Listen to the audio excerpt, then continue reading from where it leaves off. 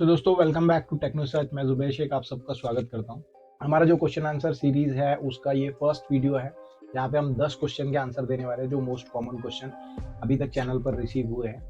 तो मैं एक मोस्ट कॉमन क्वेश्चन से अपने वीडियो को स्टार्ट कर रहा हूँ। बहुत से लोग पूछते हैं कि जो फाइल आपने दिया है उसका पासवर्ड नहीं मिल रहा है, उसका पासवर्ड क्या है, मैसेज करते हैं और 2 दिन के बाद या 1 दिन के बाद हमारा रिप्लाई जाता है टाइम ना होने की वजह से। तो मैं आप सभी को ये बताना चाहता हूँ कि कोई भी फाइल जो आप डाउनलोड करते हो वीडियो के डिस्क्रिप्शन से किसी प्रॉब्लम को सॉल्व करने के लिए, तो उसका पासवर्ड मोस्ट कॉमनली 1 2 3 4 5 होता है या वहीं पर डिस्क्रिप्शन में लिखा होता है कि पासवर्ड क्या है। आप लोग पढ़ते नहीं हो और कमेंट कर देते हो, जल्दबाजी में और ज़्यादा लेट हो जाते हो। तो कभी भी पढ़ लिया करो, जहाँ पे फाइल है उसके ऊपर की 2 4 लाइन, नीचे की 2 4 लाइन पढ़ लिया करो, वहाँ पे पासवर्ड लिखा होगा या मोस्ट कॉमन पासवर्ड 1 2 3 4 5 होगा। अब आते हैं दूसरे क्वेश्चन पे जो कि डी के मिश्रा ने पूछा है कि 20 वीडियोस देख चुका हूँ लेकिन प्रॉब्लम सॉल्व नहीं हो रहा है, कोई और ऑप्शन हो तो बताओ। तो दोस्तों बहुत ही सिंपल है, अगर आप इतने वीडियोस देख चुके हो और अगर आपका प्रॉब्लम सॉल्व नहीं हो रहा है तो कहीं ना कहीं कुछ ना कुछ गड़बड़ है, आपके प्रोडक्ट में हो सकती है, सर्विस में हो सकती है, जो भी आप यूज़ कर रहे हो उसमें हो सकती है। तो बेटर है आप किसी एक्सपर्ट के पास चले जाए। मेरी वीडियो में सोल्यूशन गलत हो सकता है, किसी और यूट्यूबर की वीडियो में सोल्यूशन गलत हो सकता है, बट एक साथ अगर आप 20 टेक्निकल एक्सपर्ट की वीडियोस देख रहे हो तो मुझे नहीं लगता कि 20 लोग एक साथ गलत हो सकते हैं। तो ऐसे कोई ऑप्शन पता नहीं चल सकता है, बिकॉज टेक्निकल चीज़ है। जो मोस्ट पॉसिबल चीज़ें होती है हम वीडियो में एक्सप्लेन कर देते हैं। तो इस तरह अगर आपको प्रॉब्लम आती है, आपका एक वीडियो देखने से, 2 वीडियो देखने से, कई वीडियो देखने से प्रॉब्लम नहीं सॉल्व हो रहा है और आपको नहीं समझ में आ रहा है कि प्रॉब्लम कहाँ पर है, उसके लिए सबसे सही है कि आप किसी टेक्निकल एक्सपर्ट के पास चले जाए या सर्विस सेंटर विजिट कर दे। तो आपका टाइम भी बचेगा और आपका जिस प्रोडक्ट पे या सर्विस पे आप काम कर रहे हो उसके डैमेज होने के चांसेस कम होंगे। सेकेंड क्वेश्चन है हमारे पास जो बायोमेट्रिक मशीन पासवर्ड रिसेट को लेकर आया है। यहाँ पर कोई मॉडल पूछा गया है कि इस मॉडल पर सपोर्ट करता है क्या, तो हमने उस मॉडल पर चेक नहीं किया है। जो भी मॉडल्स हम लोग चेक करते हैं वीडियो में एक्सप्लेन कर देते हैं कि ये सो एंड सो मॉडल पर टेस्ट किया हुआ है और हम एडवाइस भी कर देते हैं कि कौन से मॉडल पर आपको ये चीज़ चेक करना है। अगर आपके मॉडल पर नहीं चल रहा है, नहीं काम कर रहा है कोई सॉफ्टवेयर या कोई सर्विस, तो आप उस मॉडल नंबर या उस मेक के जो वेबसाइट्स है वहाँ पर जाकर चेक कर ले या उस मॉडल नंबर को यूट्यूब पर, गूगल पर डालकर चेक कर ले कि इसके लिए सपोर्टेड क्या है, तो आपको शायद सोल्यूशन जल्दी मिल जाएगा। और यहाँ पर थर्ड क्वेश्चन हमारे पास यह है कि बायोमेट्रिक मशीन लिया है फेस लॉक वाला और उसमें अगर कोई यूजर रजिस्टर्ड है, फॉर एग्जांपल मैं अगर उस बायोमेट्रिक मशीन में रजिस्टर्ड हूँ और मेरा फोटो दिखाते हैं मशीन को, तो भी बायोमेट्रिक मशीन अटेंडेंस ले लेता है और उसे एक्सेप्ट कर लेता है उस एंट्री को, फोटो को। मतलब मशीन आपका मैनिपुलेट हो रहा है, मशीन को बेवकूफ़ बना सकते हो आप। तो ये कौन सी मशीन्स को बना सकते हैं? ये वो बायोमेट्रिक मशीन्स होती है जो जिसकी क्वालिटी सही नहीं होती, जिसका सॉफ्टवेयर प्रॉपर नहीं होता। मैं आपको रिकमेंड करूंगा कि आप एक बायोमेट्रिक मशीन अगर ले रहे हैं अटेंडेंस के लिए, फिंगरप्रिंट वाली, कार्ड वाली या फेस वाली, जो भी आप ले रहे हो, तो आप एक अच्छे ब्रांड की मशीन ले। आप रिसर्च करें कि भाई कौन सी मशीन अच्छी है। मैं किसी पर्टिकुलर ब्रांड को प्रमोट नहीं कर रहा हूँ, बट आप रिसर्च करें, आपकी खुद की रिसर्च करें कि कौन सी ब्रांड की मशीन्स अच्छी होती है। तो कॉस्ट वाइज अगर आप देखोगे तो जो चीज़ आपको कम कॉस्ट में मिलेंगी शायद वो आपको उतनी अच्छी क्वालिटी नहीं देगी। तो आप फीचर वाइज कंपेयर करें कि किसके फीचर्स अच्छे हैं, कौन सी मशीन में कम से कम जो है तो मैनिपुलेशन किया जा सकता है। तो इस तरीके से आप सही बायोमेट्रिक मशीन सेलेक्ट कर पाओगे और यही चीज़ हर जगह पे अप्लाई होती है। आप लैपटॉप लेते टाइम पर भी डिसाइड करें कि आपको फीचर फंक्शनैलिटी ज़्यादा इंपॉर्टेंट है या कॉस्ट ज़्यादा इंपॉर्टेंट है। तो आप जिस तरीके का कॉस्ट पे करोगे उस तरीके का, उस लेवल का चीज़ आपको मिलेगा। यहाँ पर नेक्स्ट क्वेश्चन है हमारे पास राहुल कुमार की तरफ से। राहुल को अपने लैपटॉप में साउंड सुनाई देता है, म्यूजिक सुनाई देता है और मीटिंग पर जब वो कॉल में होते हैं तो दूसरे लोगों की आवाज़ सुनाई देती है, लेकिन राहुल की आवाज़ जो दूसरे लोग हैं मीटिंग में उन्हें नहीं सुनाई देती। तो बहुत ही सिंपल है, दो तरह के हार्डवेयर होते हैं हमारे लैपटॉप में या मोबाइल में। एक होता है स्पीकर जिससे हमें सामने की आवाज़ सुनाई देती है और एक होता है माइक जिससे हमारी आवाज़ जिस पर्सन से हम बात कर रहे हैं या उन्हें सुनाई देती है। तो अगर आपका माइक में प्रॉब्लम है तो आपकी आवाज़ सामने जो व्यूअर्स है उन तक नहीं पहुंच पाएंगी और आपको सामने की आवाज़ आएंगी क्योंकि आपका स्पीकर ठीक से काम कर रहा है, माइक ठीक से काम नहीं कर रहा है। तो ये आप लोगों को भी इस तरह की प्रॉब्लम आ सकती है। और इस वीडियो में, जिस वीडियो पर ये क्वेश्चन किया गया, इस वीडियो में 7 सॉल्यूशन सिर्फ माइक के ही बताए गए हैं। स्पीकर का कोई सॉल्यूशन इसमें बताया नहीं है, सिर्फ माइक के 7 सॉल्यूशन बताए गए ताकि आपकी आवाज़ सामने वाले को सुनाई दे। तो वीडियो पूरा देख लिया करो, तो उसमें कहीं ना कहीं आपको सॉल्यूशन मिल जाता है। या तो आपका माइक अगर खराब होगा तो वीडियो के स्टेप्स फॉलो करने से वो या तो फिक्स हो जाएगा और अगर नहीं होता है फिक्स तो आपको दूसरा माइक लगा लेना पड़ेगा, जो कि आप वेबकैम की शक्ल में लगा सकते हो या हेडफोन की शक्ल में यूज कर सकते हो। तो वीडियो के एंड में आपको ये भी बताया जाता है अगर प्रॉब्लम नहीं सॉल्व हुआ है तो उसका अल्टरनेट क्या करना है आपको। नेक्स्ट क्वेश्चन जो हमारे पास आया वो सैयद फरहान ने पूछा है कि भाई डीवीआर का जो पासवर्ड है अगर उस पर पैटर्न लॉक है तो उसे कैसे ब्रेक करना है।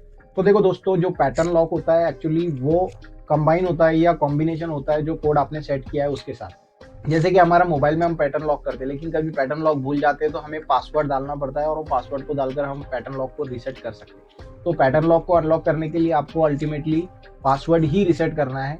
अगर पैटर्न लॉक से आपका नहीं खुल रहा है तो आपको राइट क्लिक करके उसके पासवर्ड के ऑप्शन में जाना है और वहां जाके आप पासवर्ड रीसेट का ऑप्शन ट्राई कर सकते हो। लेकिन जो लेटेस्ट के जो डीवीआर है जिस पर पैटर्न लॉक होता है या जिस पर ईमेल आईडी और क्यूआर कोड के रजिस्ट्रेशन होते हैं, तो ये डीवीआर के पासवर्ड मोस्टली जो एप्लीकेशंस बताए गए हैं वीडियो में वो वहां पर ये ज़्यादा नहीं काम करते हैं।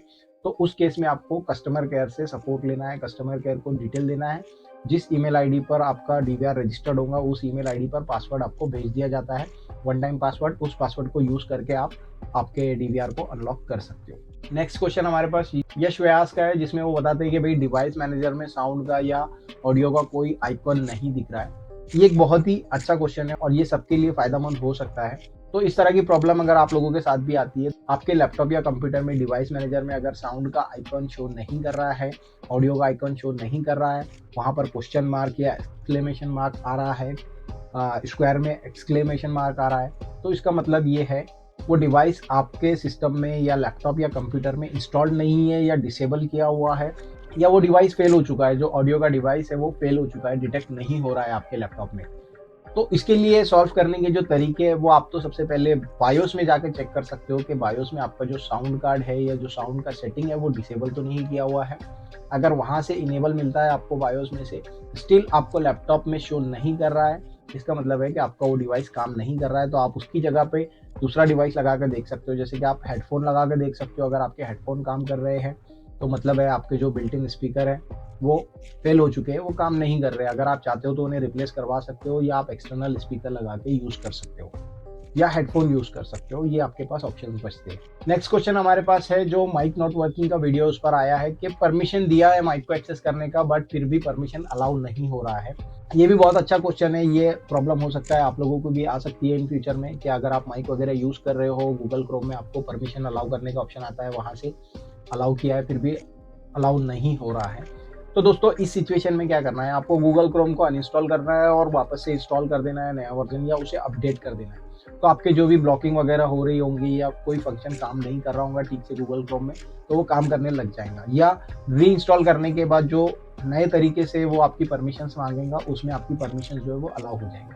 तो ये सभी जगह पे अप्लाई होता है, गूगल क्रोम में, एज ब्राउजर में, मोजिला फायरफॉक्स में, या आप कोई भी ब्राउजर यूज कर रहे हो, अगर वो परमिशन अलाउ नहीं कर रहा है तो आप उसे या तो रीसेट कर दे, कैशे कुकीज वगैरह डिलीट कर दे और रिस्टोर टू डिफॉल्ट कर दे, या उसे अपडेट कर दे, या उसे अनइंस्टॉल करके रीइंस्टॉल कर दे।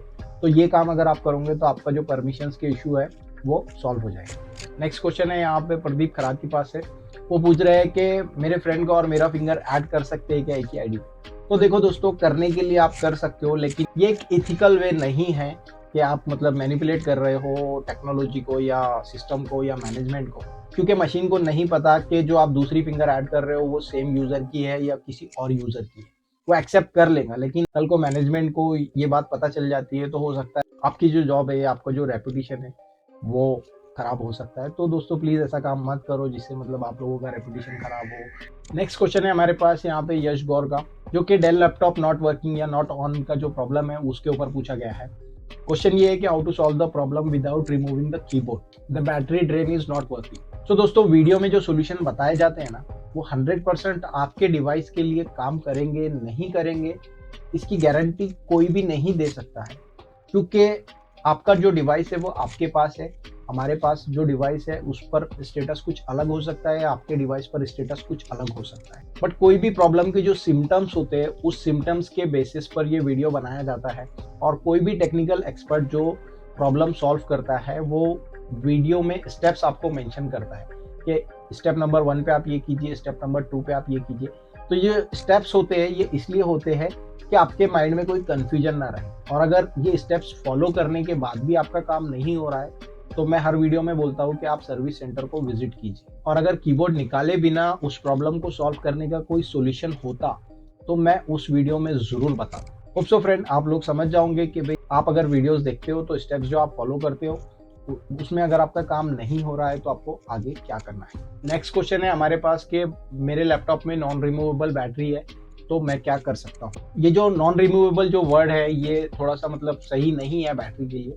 बैटरी रिमूवेबल होती है लेकिन उसके लिए आपको लैपटॉप खोलना पड़ता है, लैपटॉप को डिसमेंटल करना पड़ता है, बैक पैनल खोलना पड़ेगा आपको, या उसे डीअसेंबल करना पड़ेगा सिंपल लैंग्वेज में। तो दोनों भी बैटरी रिमूवेबल होती है।